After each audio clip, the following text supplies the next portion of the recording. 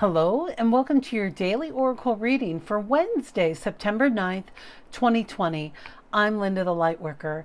I'm a shamanic practitioner, and I make these daily videos so we can all stay on our purpose-driven path, living one day at a time, saying nice things to ourselves, doing good things for our bodies, and really just doing our best to stay in the present moment, which can be really challenging sometimes. So if this is your first time here, thanks for stopping by. All the info about me and the tarot decks I use are listed down below in the dibbly-doo box. LindaTheLightWorker.com is my website, or you could email me directly, LindaTheLightWorker@gmail.com, and I'll get back to you just as soon as I can.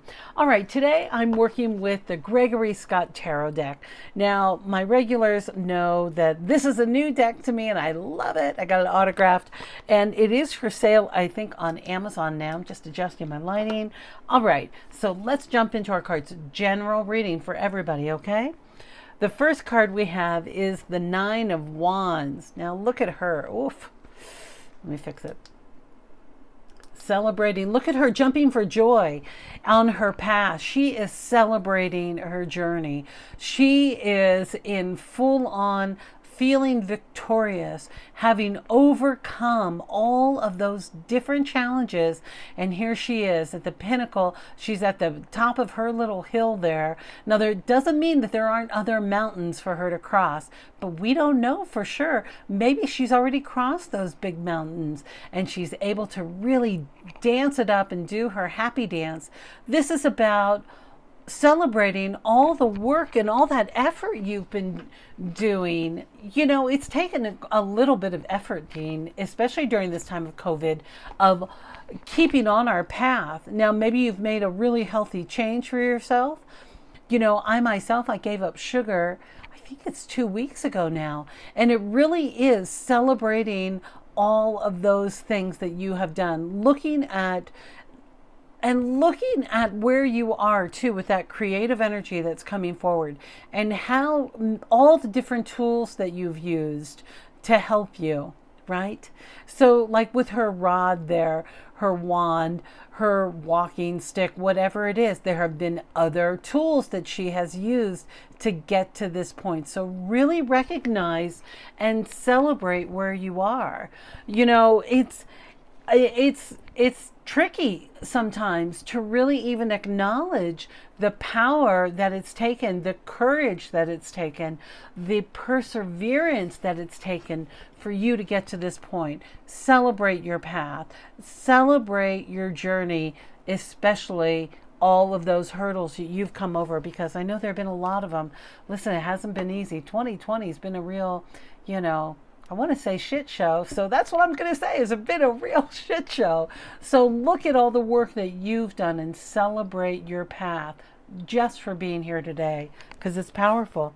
All right, our second card today is the Page of Pentacles. And look at this guy. He's struggling, this little kid. These are your insecurities about your well-being coming forward and your financial securities. Let's say that you gave up that horrible job that was so toxic and working with those people that made you crazy, but it paid really well. And look at how you've overcome that, but you still are feeling this scarcity coming up. Like, what if my next co-worker pulls that same crap? What if I don't have enough bread to eat? Look at this kid is hungry. He's afraid, he doesn't have shoes on. His clothes are tattered. He is worried about, he's looking over his shoulder. He's stealing just to survive. So it seems counterintuitive. My next card is going to help you through, but it seems like it's important to recognize that this survival fear is still alive. It lives in our first chakra. And the pentacles are all about really honoring those material things in the world.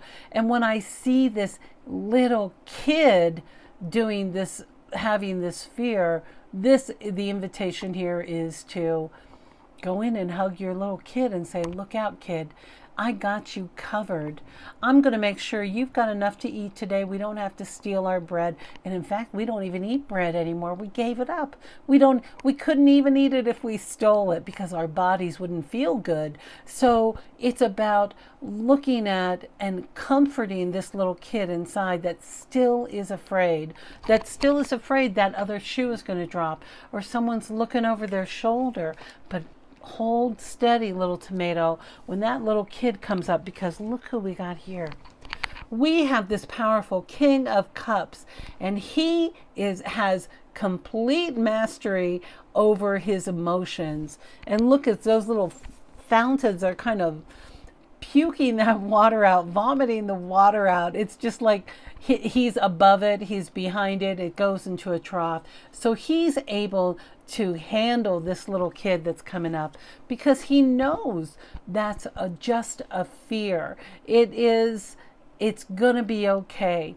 And today is the day to really embrace that positive self-talk.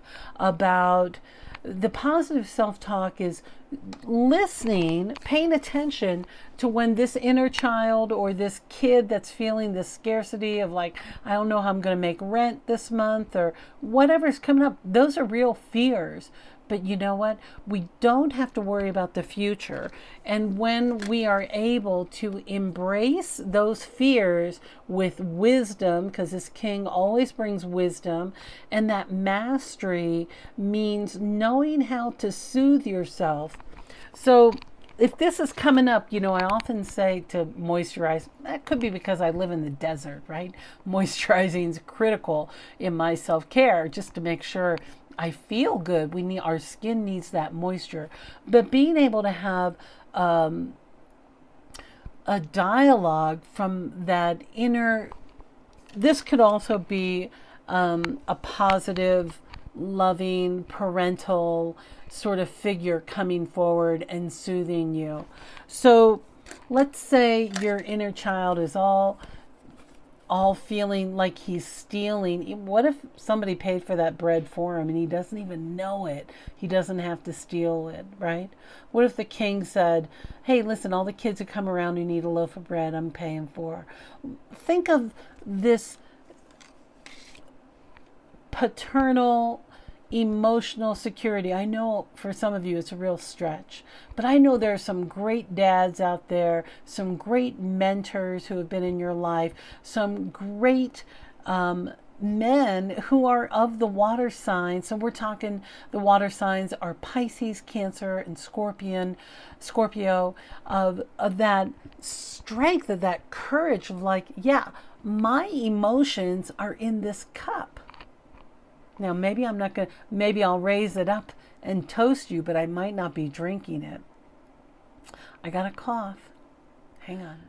So really being able to know that you have overcome this, channel in that energy from that loved one who you might feel, or just call on this strong king to come forward to you to help you find the words to manage these emotions they're around. Listen, I'd be kidding you if I didn't say that scarcity energy might not even be yours. It could be just something that's out there on the ethers. Here in the United States, we have a lot of strange things happening and people feeling more scarce with what's happening in their lives. So just holding steady and really taking the energy to celebrate how far you've come, because good things are on the horizon. Let's look at our final card today that comes from the beautiful Denise Linn Sacred Travelers deck. I love her. All the info down below. Here we go. Faraway Places and I love this card. You know why? It says, get ready for new horizons. Get ready for new horizons. Get ready because things are changing and there's a new story for you to be written, especially around money and those scarcity items to take you away from those old fears. That is something that just doesn't serve you anymore. So getting ready for new horizons means, what do you do to get ready for a big trip or your new future? You get ready to get ready. And getting ready to get ready always means looking at what's important to you, reevaluating, like, what if I'll never forget when I was invited to go on the Queen Mary and sail across the ocean blue, right? 8 days at sea.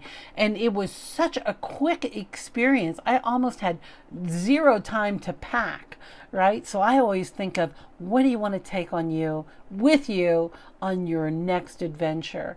As we are celebrating where we are and how far that we have come, get ready to get ready. Because it's getting rid of those things that just don't serve you anymore, of things that you don't need, that you can walk away from, or things that are crucial. Really knowing what is that tool, what are those things that you really want to bring with you, what is the most important thing for you to get ready, because things are happening fast. I keep hearing Spirit, I'm hearing it again around relationships. Things are happening. I don't know whose relationship that is. That's for one of you out there. But get ready to get ready. You're going to be seen. That's what I keep hearing. You're going to be seen. Get ready. You can handle it. You're ready for it. Emotionally, you're strong and you're ready to step into it. So, listen, we all got a little kid that's afraid inside. I mean, it's so fascinating. Like, I cared for my mother up until the day she died, and how she reverted into a little child because of her dementia and whatnot. But it's really interesting. It reminds me of Benjamin Button.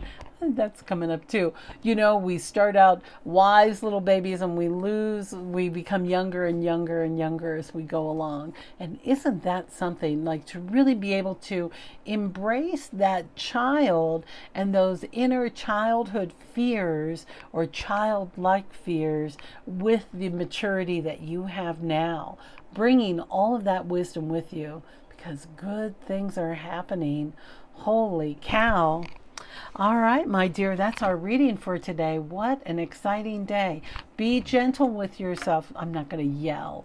Be gentle with yourself. But don't yell. It's like yelling at a baby. What good does that do? You don't yell at a baby. Be gentle with that inner child that's really coming up, poking its head through. And when we're able to soften and be nice to ourselves, using a really nice inside voice that's authentic, that's really yours, you're going to feel a lot better. All right, my dear. I love you, and I look forward to seeing you next time.